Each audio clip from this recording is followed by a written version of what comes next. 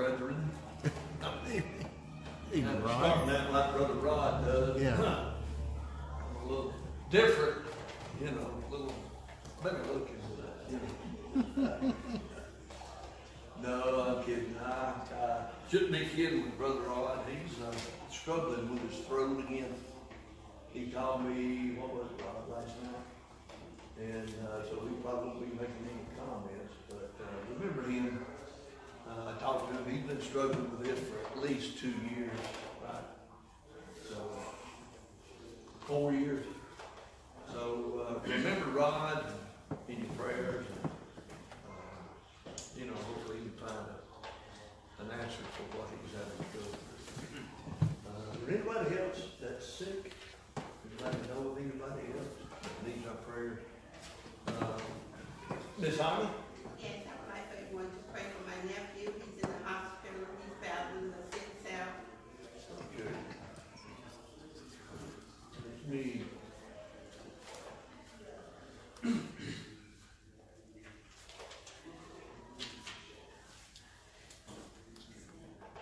Miss Holly, what's his name? His name is Gary. Gary. Gary Jones. Okay, and he's got sickle cell. Yes. Okay. Somebody want to help me out? Doctor, you want to help me out on this? Basically, red blood cells are What? red blood cells are shaped weird, and so they get clotted up in. That is one of me. I just needed the spelling. Oh, okay. S-I-C-K-L-E. Do what? S-I-C-K-L-E. Okay. Sickle cell anemia. I've heard of it. So is he going? What are they going to do? Is there a test they run, or they have medication, or? So far they've taken his blood out and putting more blood in. Okay. So, Transfusions, blood transfusion. more or less, Yeah. yes. Okay, let's remember Miss Holly's. That's your nephew. Yes.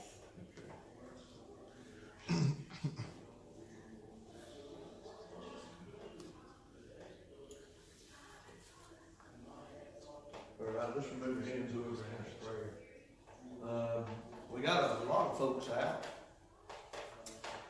Miss Rhonda texted me, and she had a procedure this week, and she said she wouldn't be here, but Lord willing, she'll see us Sunday. So remember Rhonda in our prayers. We have others that are out.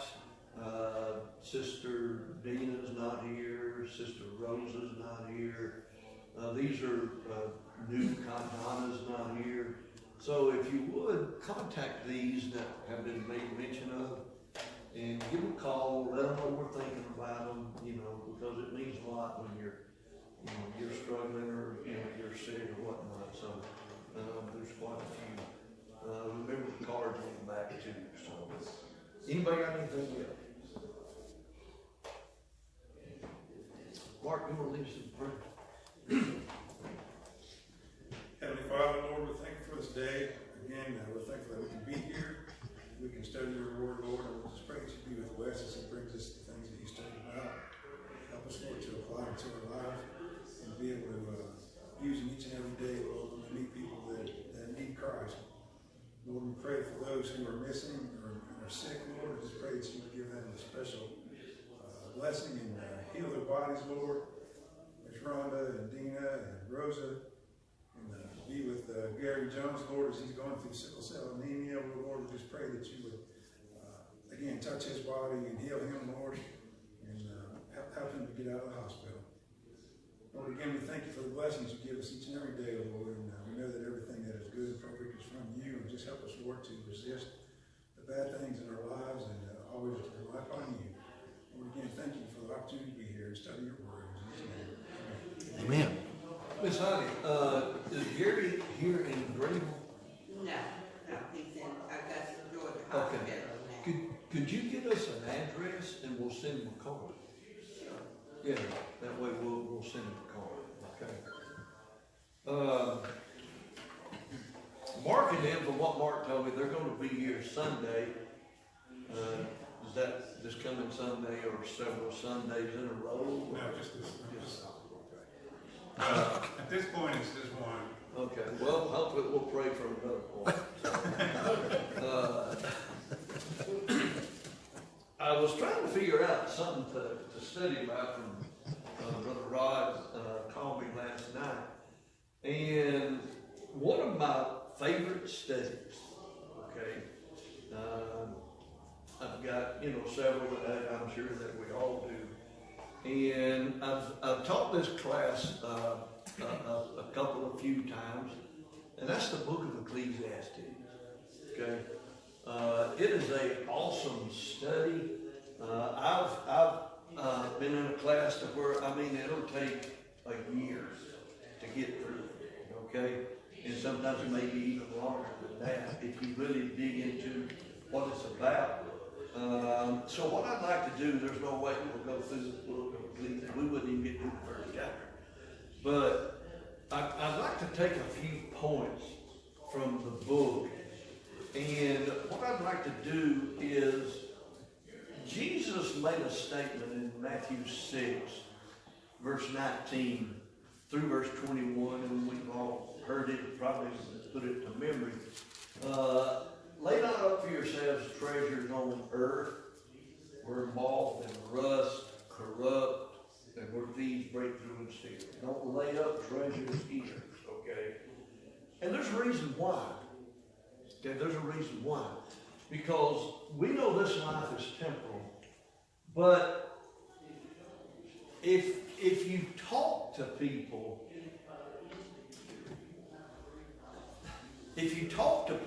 about the temporality of life and how life is short, that they don't really pay any attention. Okay, they don't listen. Okay, they don't understand that maybe in the dark recesses of their mind, they realize one day I'm going to have to leave this old world. But it's not just a matter of dying. It's a matter of this world doesn't hold anything worthwhile. Okay? Now, I don't mean that in the sense that family's not worthwhile, or there's not worthwhile occupations, a doctor, or people that can help people, a nurse, or, people can help people get better. I'm not talking about that's not worthwhile. But there's really actually nothing in this life that's worth, as we know, our soul. Okay? We were talking, coming over here to services or Bible study. And did y'all hear about the young lady in Greenwood? Did y'all hear about her? Yeah. Did you hear about her sister? She was 9 days ago. She was an Army reservist. She was a sergeant. She was an RN in the Army Reserve. And she was tubing in Greenwood, and she didn't have a life jacket. And she said, well, I don't need one because I can swim. Well, they found her body 9 days later. And, it took a long time, a lot of effort, and so on and so forth. But, it's a sad situation for this young lady. But when that young lady, and I mentioned this before, but when that young lady left home that morning, do you think she thought she would have died that day? Well, none of us do. We don't think about that, okay? But if you ever, and I know I'm talking to people that know what I'm talking about, but there's billions of people that are going up down this street right now that don't believe what we believe. They don't believe that life is temporal. They don't believe that we're not to lay up treasures here on this earth. Now, I could go down the street, as we do at the flea market, okay, and I could give a track out. The other day, last Saturday, we were at the track at the flea market. There was a lot of people there, and I don't know if it was Jason or whoever it was, but I handed a guy a track, and he walked by and put his arm behind me. He said, "No, I don't like that." Whoever that was, and I'm thinking, You know, people in the world just do not understand. They're not going to listen to me, you know, a lot of times. They're not going to listen to y'all because we know. We know how life is, okay? And we know the brevity of life, and we know what's important. But if you ever wanted to listen to somebody about life, Solomon's it. Solomon's it. Somebody tell me a little bit about Solomon. Somebody tell me about Solomon. Who was Solomon? Who was Solomon's daddy? Who? David. Okay. Solomon was, his father was David. What? Tell me something about him. Okay. He's rich. Okay, he had a bunch of money. What did the Queen of Sheba say about him? What did she say about him? She said the half about him has not been told. As far as his wisdom, as far as his money, his wealth. When God asked him what he wanted, what was Solomon's request? For wisdom. He didn't ask for money. He didn't ask for fame or fortune. He asked for wisdom. Okay? So if anybody is going to listen to anybody, Solomon is the man that we should listen to. Now, why? Okay? Who's ever had an in-depth study of the book of Ecclesiastes? Anybody? Raise your hand. Okay. All right. Brother Rod, probably at school, I guess, Brother Rod. From my studies, the book of Ecclesiastes has a theme in verse number 3. Okay? The theme of the book is verse number 3. Somebody read verse 3. It says, what profit has a man from all his labor, in which he toils under the sun? Okay, what do you think he means? What profit has a man from all of his labors under the sun? What profit? What does he mean? What do you think? What's the point? What's the point? What's the point? Okay? What profit has a man for all of his labors under the sun? What profit? What good does it do? Okay? What is a man going to gain by living in this world, living this life? Okay? That's Solomon's question. And from verse number 3 all the way through the entirety of the book, Solomon is on a quest. He's on a quest to find happiness in this life. In this life. That's what he's doing from verse 3 through Ecclesiastes chapter 12 and verse 13 and 14. His desire, I'm going to find out what's going to make me happy in this life. Now, if anybody could, Solomon could. How could he search in this quest for happiness? How could he do it where none of us could do it? Extremely low. Do what? Extremely low. He had it all. He had it all. Now, what we're going to do, I've got some passages that I want us to look at. And I want you, if you've never just sat down and read the book of Ecclesiastes, I mean, it is astounding at the wisdom of Solomon. Now, like I said, this book can take probably a year or maybe a lot more to finish up if you really go into depth. He asked in verse 3, what profit has a man from all of his labor in which he toils under the sun? All right? Somebody read verse 4.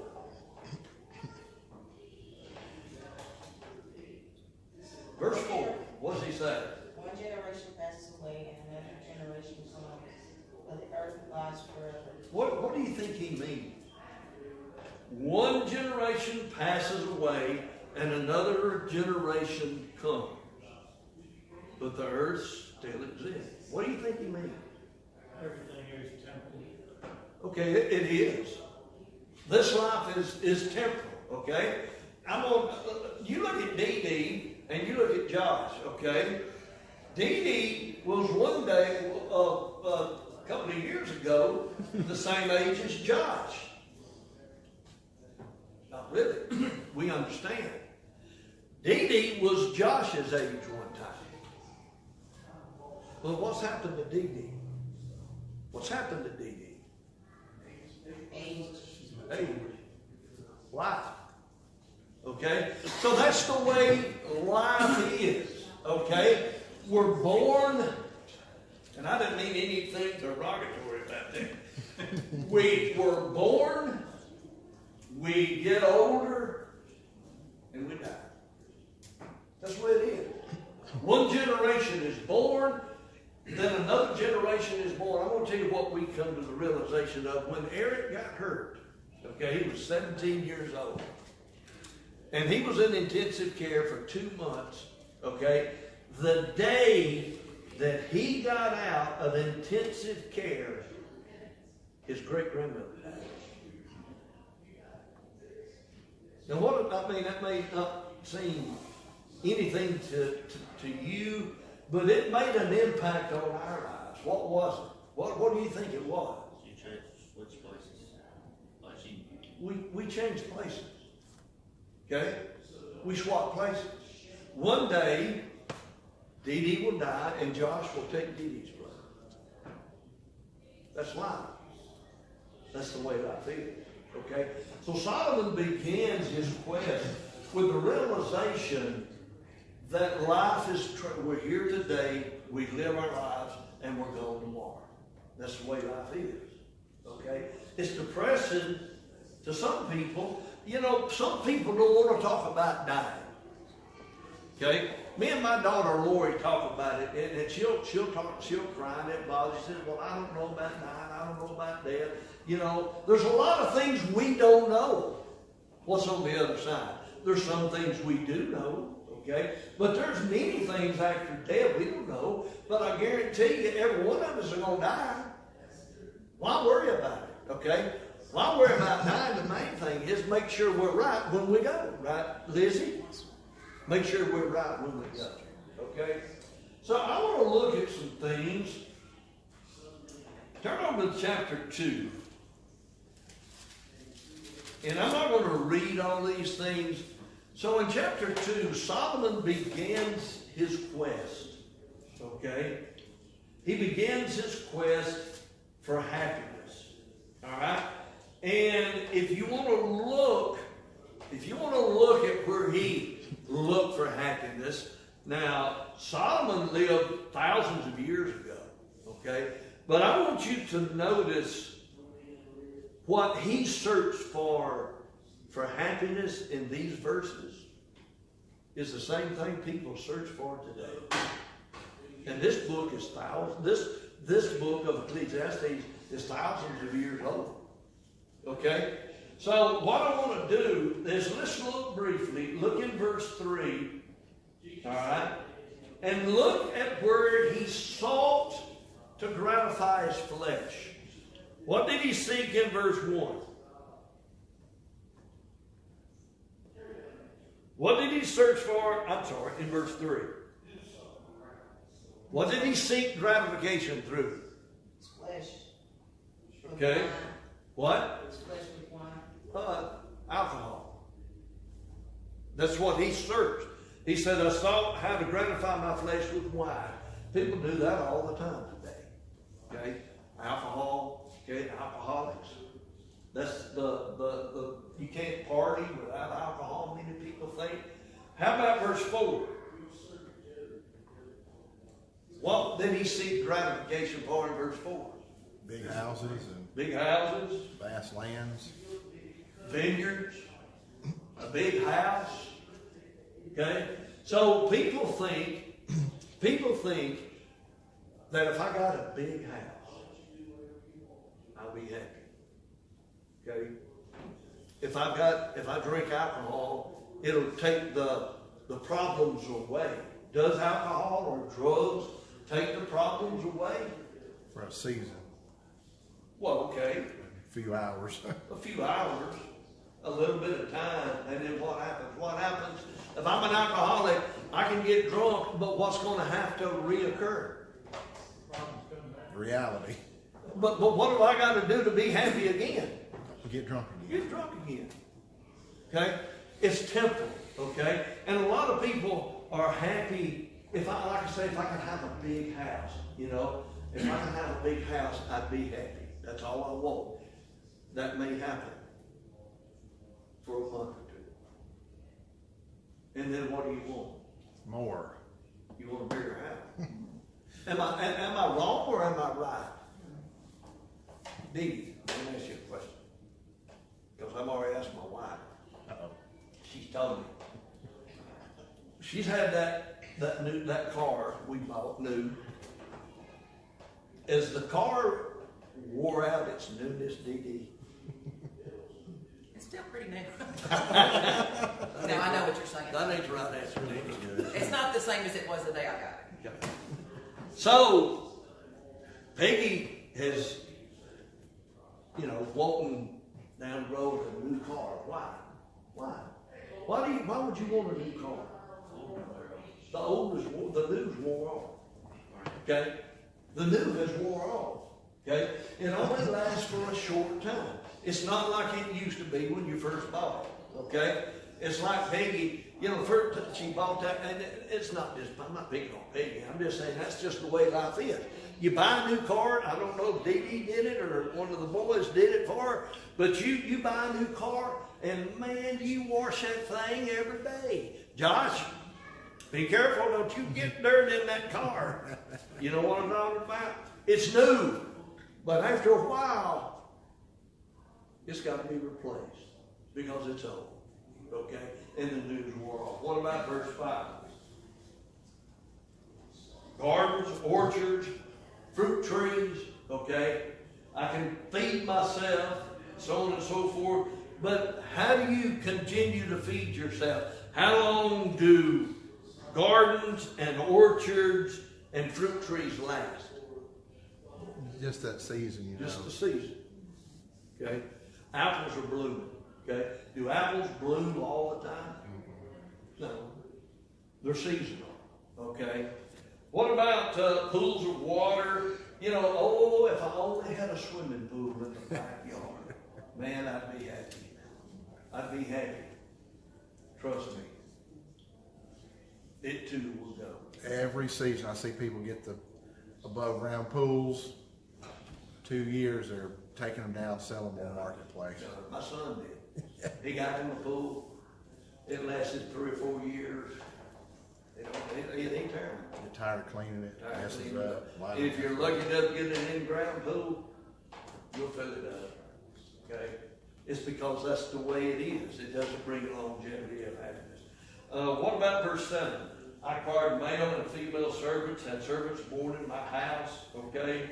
I had great possessions of herd and flocks, that all who were with me. Look at the things he accumulated. Okay?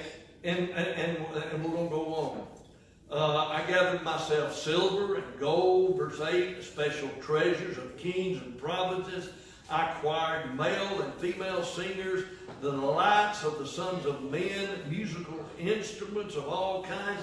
The man had anything he wanted. Now understand, who of us in this audience can have anything they want? Not a one of us.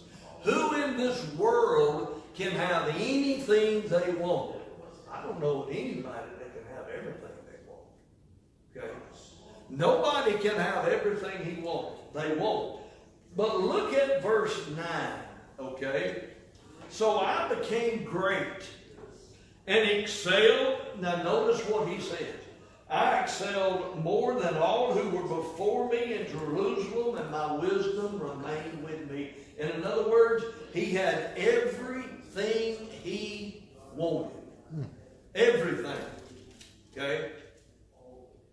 Verse 10. Somebody read that. Whatever my eyes desired, I did not keep from them. I did not withhold my heart from any pleasure. For my heart rejoiced in all my labor, and this was my reward from all my labor. Okay. I did not withhold my heart from any pleasure. Any pleasure.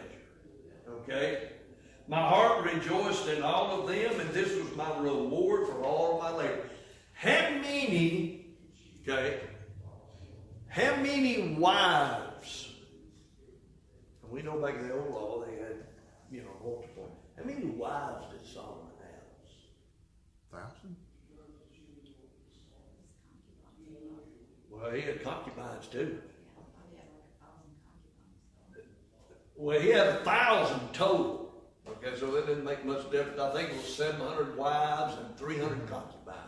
Okay, is that right? 700 wives and 300 concubines, 1,000 women running around the house. Oh, man. Okay, it ain't my size house. Okay, it ain't my size house. It was a palace. Okay, and you had 1,000 women at your beck and call. Okay, I want you to rub my feet. Okay, no, I can do that. Give me a back rub. Okay, I can do that. I mean, man, he had everything. Everything he wanted, he had. Sounds like you really enjoy being a husband. True. Thing is, and this little how in the world could you satisfy and make happy 1,000 women, Rod? No comment. Yeah, he went. Give them all a blank check. Ain't you glad he can't talk? Yeah. Give them all a blank check. Let them win. Well, he had that. Yeah, he had that. But he had 700 wives, 300 concubines. He had all these things. Okay? And as he says in verse 10, I did not hold my heart from everything. Now look at verse 11.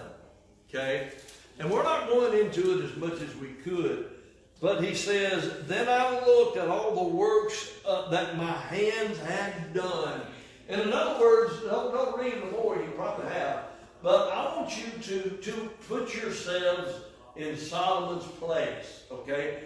Solomon, as he says in verse, I looked on all the works that my hands had done. I can just see Solomon stepping back. Okay? Stepping back and looking at everything that he had worked for and possessed. Anything his hand wanted, he had it. And he looked at it, maybe with pride, but that's not true. What did he say when he looked at all the things that he had acquired, everything that his hands wanted, he got? And he notices in verse 11, I looked on all the works that my hands had done, and on the labor in which I had toiled, and what? What? What's it say, Matthew? And indeed, all was vanity and grasping for the wind. There was no profit under the sun. And you think, man, you had everything. You had everything. And you mean to tell me it was worthless to you? It was no good to you? You had money, you had fame, you had fortune, you had everything you wanted, and he says it was vanity and vexation of spirit. How many people in the world today would say, let me have it? I guarantee it won't be vanity and vexation to me. I guarantee you, they are no different than Solomon was. What does he mean? And I want to spend just a second on this. What does he mean when he says it is vanity? We know what vanity is. But he says it's a grasping after the wind. What do you think he means? Never content. Worldly things. Okay. All right. You're not, that's true. You're not content. It's unachievable, unfulfilling. Okay. Have you ever tried to grab wind deep? I haven't. Can you grab wind? You can't grab wind. Okay? He says it's vanity and it's like grasping after wind. Okay? It's futile. It's worthless. You can't do it. Okay? It doesn't bring happiness. Okay? But there are a lot of people in this world, a lot of people in this world, there's a lot of people in this community who spend their whole life trying to gain the materialistic things of life. They will forfeit the things, they will forfeit the important things of their life. They'll forfeit their family, their friends. They'll spend hours at work, that's their God. Okay? They'll give up their soul. They will give up their soul for these earthly, temporal possessions. Do what? Covetousness. Yeah. And they fail to realize it's here for just a short time. Just a short time. So, anybody got a thought? Sure, the answer on Darrell. Matthew 16:26, really about the same thing for the New Testament on that context. Mm-hmm. Well, what does a man prosper and he gain the whole world and lose his soul? Or what shall a man give in exchange for his soul? Yeah. What's the most valuable possession we have? It's what's inside us. It's what makes us live. It's who we are. Okay? I look at Daniel, and I see a man, not a boy, with Matthew might disagree, but got black hair. He's got black brown eyes. I guess I don't know. I haven't got that close, but he's he's a pretty nice looking fellow. But that ain't Daniel. Is it? Is that Daniel? Not the part that matters. Not the part that matters. What matters is what's inside him. Okay? What matters is what gives him life. That when his soul leaves his body, and it will one day, just like all of ours will, when his soul leaves his body, that what we see right now and what we all look at one another, what's going to happen to it? What's going to happen to that body? What's going to happen to your body, Danny? It'll die. It'll die. Go back to the dirt. Okay? Go back to the dust. But where is that soul going to live? Somewhere. Somewhere. And where it lives is going to determine what we do with it here. Okay? Dee Dee, I'm sorry. I didn't mean to go on. No, you're good. I was just going to say, we had an exercise in a class one time. We did the first 11 verses. We circled all the me and my and I's, and there was a bunch of them. Oh, yeah. If you look at John 12, okay, the story of the rich man, Dee Dee, John 12, the story of the rich man, remember? I will build me greater barns, and I will say to myself, soul, take thy knees, thou hast done all these things. Same mentality as John 12 in chapter 1, and that's a good point. Circle them all where it talks about himself. Okay? Good thought. All right, anybody else? He continues the thought in verse 14, okay? Somebody read that. Somebody read verse 14. The wise man's eyes are in his head, but the fool walks in darkness. Yet I myself perceived that the same event happens to them all. What? Death. Death. It doesn't matter if you're a wise man, you're a fool. It doesn't matter if you got money or you're a pauper on the street. The same event happens to everybody. Death. Okay?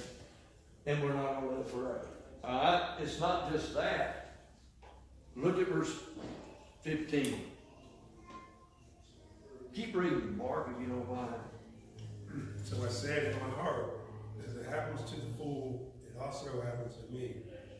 And wise was I then more wise. And I said in my heart, this also is me. Keep going. For there is no more remembrance of the wise and of the fool forever. Since all that now is will be forgotten in the days to come. And how does a wise man die as the fool? Have you ever I think about this. we were working yesterday with my grandson Buddy, and it was me and Adam and Eric and Buddy. We're doing some tree work. I was helping out, and I come up with these melancholy, is that the right word? Thoughts every now and then, and you do when you get older, you know. And it kind of reminds me of what Solomon said. And we was riding, going back to the job, and I said, you know, guys, I said in 4 generations, you won't even remember me. Your 4th generation won't even know who I am. Think about that. That's what Solomon said. As the generations go by, and we'd like to think we're that important, but we're not, because I don't remember my dad's dad. I don't remember him. Okay, I remember grandma, but I don't remember his dad. I mean, we got pictures, but that just shows you I'm not as important as I think I am. And Buddy, you know what Buddy said? He said, "Papa, I remember you." I thought, son, that was nice, but you might, but your grandkids won't. They won't remember me, unless you show them through pictures, you know. So, how true it is from what Solomon said. Go ahead in verse 17. Now, listen to what Solomon says in verse 17. Mark? Therefore I hated life, because the work that was done under the sun was distressing to me. For all his vanity and grasping for the wind. So, have you ever thought about what he says? Therefore I hate life. I hate life. And why is it that he hates his life? And you gotta really get yourself into the text to really try to understand where Solomon is at. Why is he hating his life? Why? It's all vanity. Okay, there's actually, as far as materialism is concerned, and materialistic thing, there's no profit for it. My life is not going to be remembered by the money that I've got or I don't have. That's not going to matter. But what will matter? What's going to matter more than anything else besides the material possessions that I got? And Solomon's fixing to answer that in just a minute. What means the most, thousands and billions of times more than material things? What means money? Philippians 1:21. Okay, what does that say?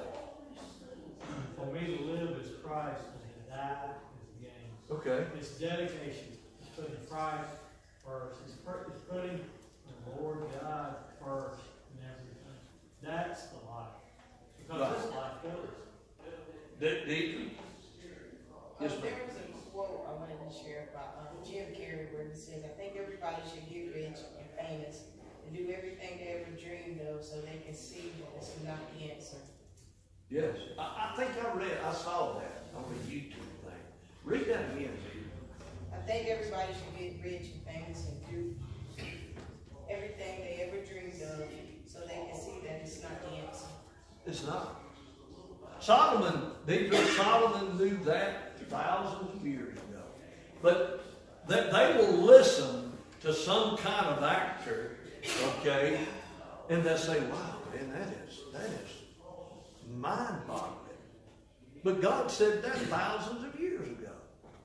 But people won't listen, okay? The thing about it is what really is going to matter is am I faithful? It ain't about how much money I got. It just matters if I'm faithful. That's all that matters. That's all that matters. Mark, I was going to say the same. Steve Jobs said the same thing on his deathbed. He realized it doesn't matter how big a car he had, $300 car or a $30,000 car, they both the same place. Yeah. $40 million watch and a $10 watch, they both said the same at the same time. Yeah. There's a guy, I'm gonna get you now. There's a guy we work for. Very, very wealthy. Gary knows who he is. And I think Josh has been to his house. Have you been? Matthew has. Yeah, I know. I remember Matthew has. Mark yesterday. And Mark owned, I'm talking about multi millions of dollars this man has. A beautiful house. I mean, his floors are heated. I mean, he's got his kids bought him a Bentley for his birthday. You know what my kids will get me? A birthday cake. You know, and I'm happy with that. I'd rather have that. You know, but the point is that how many times, Eric, have we made the statement? Yeah, he's got a beautiful place, but that does not impress God. And that house and all that money that man's got, God don't care. It's not going to get him to heaven. It's not, and that's kind of like what he said, okay? Something there, you have a thought? Yeah. Solomon's thinking, I think if we think about it, we can kind of understand it. If we go back to Genesis and read where it all began at, Solomon wouldn't be saying that if mankind hadn't fell to the deception of sin. You know, this is the what's that word? Recompenses of the result of doing wrong.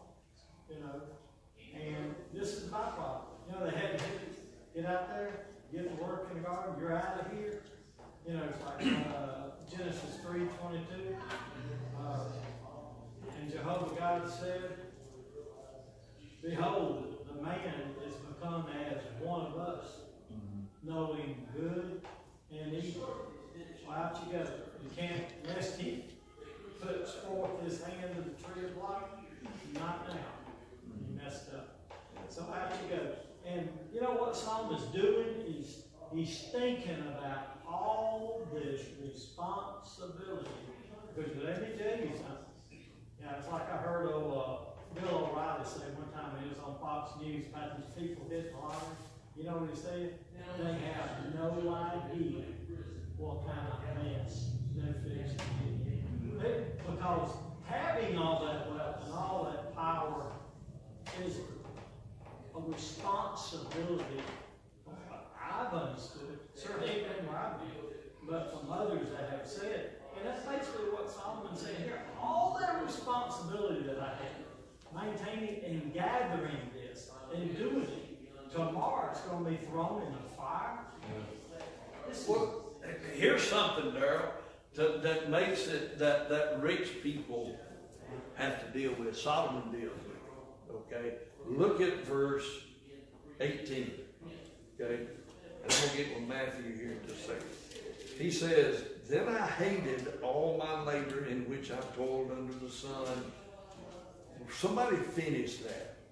Because I should leave it unto the man that shall bear it, shall be after me, the one that's going to be inherited. How about just a little bit of verse 19, one sentence. And who knoweth whether he shall be a wise man or a fool? Matthew, let's say you're Mark, and he has $250 million, okay, and that's you, okay? And you're getting old, and you're on your deathbed, and you got 5 kids, okay? And you're about ready to die, and you've worked yourself to the bone for that stuff. Because Mark was a self-made millionaire, okay? I do know that. Would it bother you? Do it. Mark Gaskin, no. Would it worry you if you was a materialistically minded person? Would it bother you or worry you? What in the world are they going to do with all this money that I've worked for? Would that bother you? Yeah. Sure it would. I have worked my whole life. I've given my whole life. I've given up my family, my friends. I've done all these things and I give it up. And what in the world kids and you lose it. That's what happens. That's what Solomon said. What a waste. What a waste. And when Mark dies, he ain't taking a dime of that with him. Not one dime. Not one dime. Okay? Paul says to Timothy, I came in naked and I'm going out naked. Not one dime. Okay? So that bothered Solomon big time.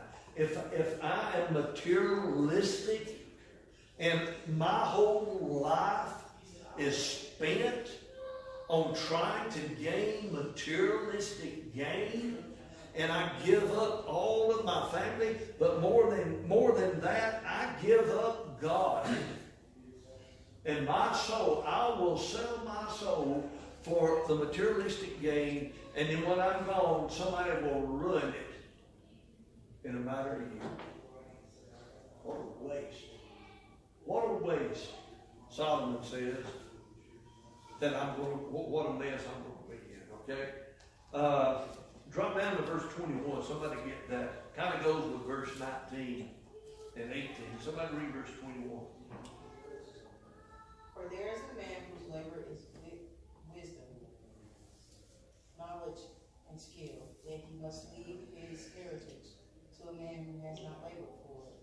This also is vanity and a great evil. Let me ask you something, Sister Deidre. Let's say you're the multi-millionaire. And you've worked hard your whole life, and you've given it your best, okay? You give up things.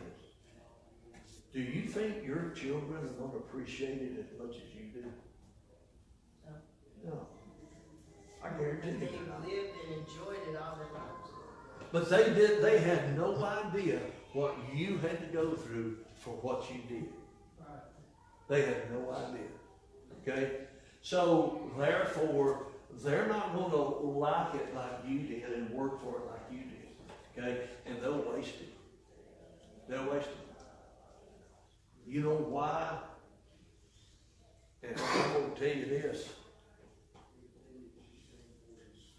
Well, maybe I better not. Whatever we've got,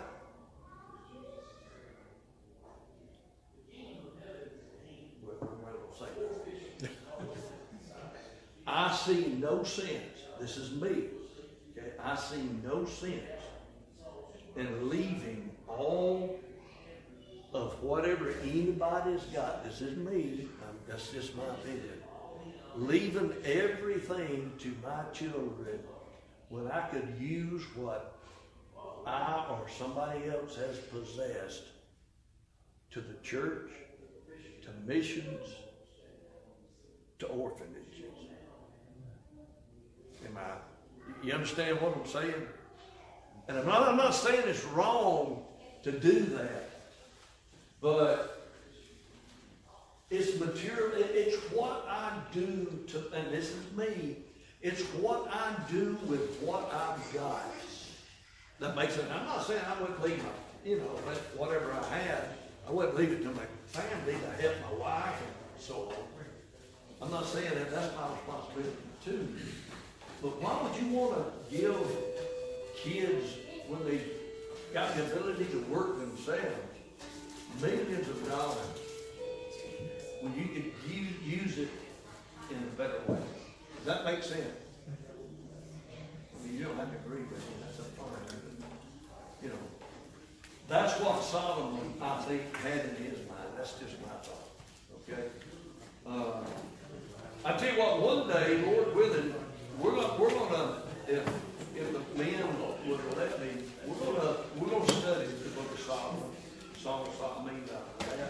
But when I want you to do this, and then we're gonna close. I want you to realize in verse 3 of chapter 1, he was doing his quest. And when he finished his quest was finished in Ecclesiastes 12, verse 13. What does that say? Ecclesiastes 12, verse 13. What does it say? Your God and keep his commandments. Do what? Fear God and keep his commandments. Okay. Let us hear, now it's important, let us hear the conclusion. This is the conclusion of my quest. The conclusion of my quest is fear God and keep His commandments. For this is, the American Standard 1901 says, for this is the whole of man. The whole of man. That's what man's about. Fear God and keep His commandments.